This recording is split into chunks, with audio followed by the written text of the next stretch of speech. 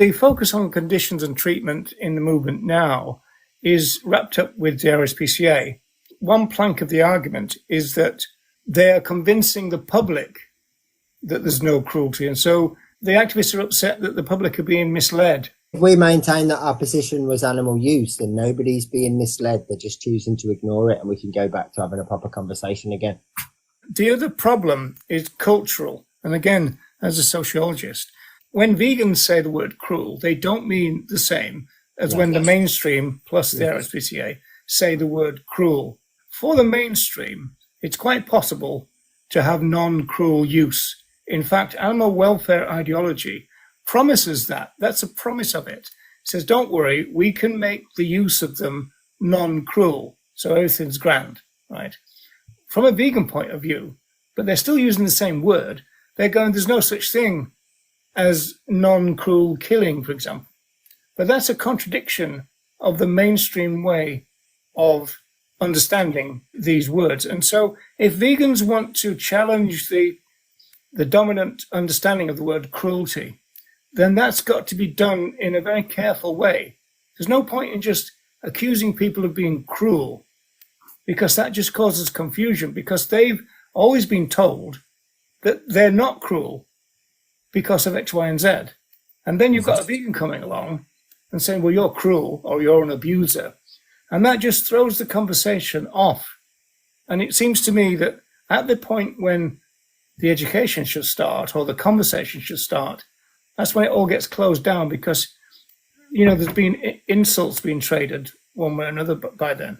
And so it seems to me not to be a very effective way of educating someone, because if you want to get them to reevaluate the definition of a word that they fully understand, and everybody around them fully understands, and it's only the vegans who are out of step with that, then that means that we've got a hell of a lot of work to do.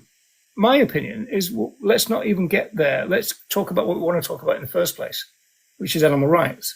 Or to talk about what the fundamental wrong is, which is the exploitation. Just very quickly, do you not think that problem is exacerbated massively by huge amounts of these people that are now using exactly the same language as speciesists are using an animal rights slogan or refer to themselves as an animal rights activist, because it further promotes that dilution.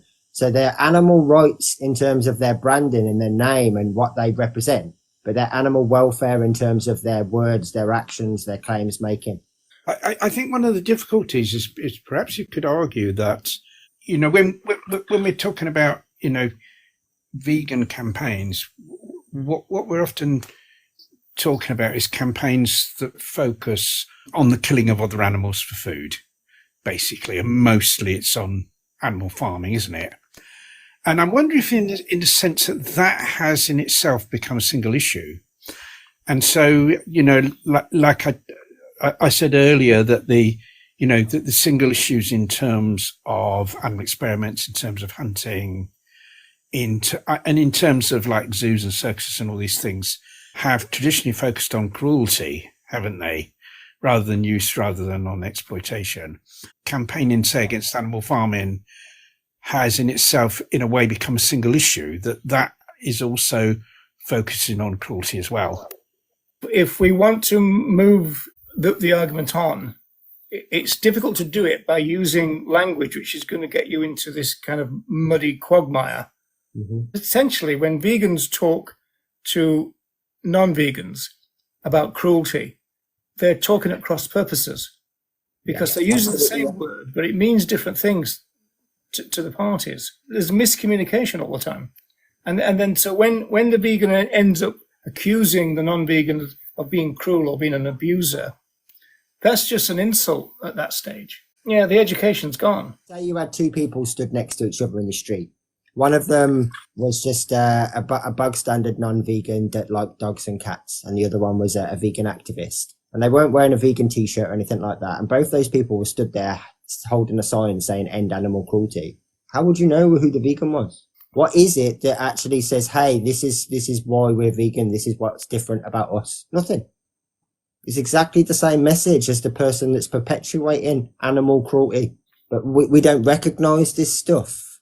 mean, you look at most of the protests over the last few months that have kind of stood outside RSPCA premises, and all the signs say all the same things that all my old dog rescue friends used to campaign against, while still consuming and using animals every single day of their lives. How are we expecting people to know that we're different if we use the same words, the same claims, and say the same things? The answer is that we don't mean it that way. No, we don't. We don't. I understand that every time that I have a conversation with someone, that their interpretation of the word cruelty includes all these other things. Absolutely. Same with like abuse includes all these other things. But the problem is, as you mentioned earlier, the vast majority of people who were once upon a time us have had this kind of idea built in their head for decades sometimes that the RSPCA and Red Tractor and other groups actually prevent that from happening. There's a massive kind of like stumbling block there. You're trying to use language that they've had sort of thrown at them all their lives to convince them that these things are done in the right way. Well, I mean, the RSPCA are pushing back against these campaigns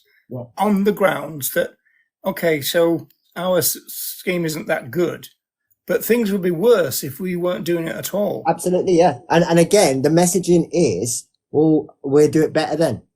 We'll continue to exploit, we'll continue to use, but we'll improve our scheme, or we'll improve our monitoring or our investigations or whatever.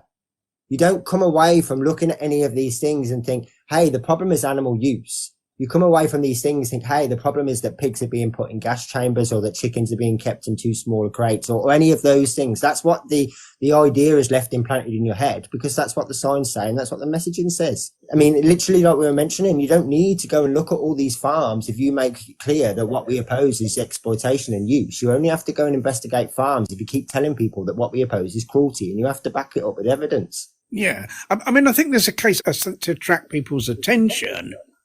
I think maybe some of the footage taken on these investigations would do that, but you wouldn't have to have so many. And no, you and wouldn't have to devote... the claims making on that film could be much different as well. So, like, what they could do is they could go to one of these farms, because obviously I'm assuming when they do their investigations, they must have farms that aren't as bad as others, for example. I mean, they're all going to have rights violations in them, but obviously some are in much better standards than others. So what they could do is they could show some of the really bad footage. Then they could show some of the good footage, and they'd say, look, no matter what kind of treatment it has, or no matter what the welfare conditions are, that's not the problem. We've seen the worst and we've seen the best, but none of them are okay. Why can't that be your claim?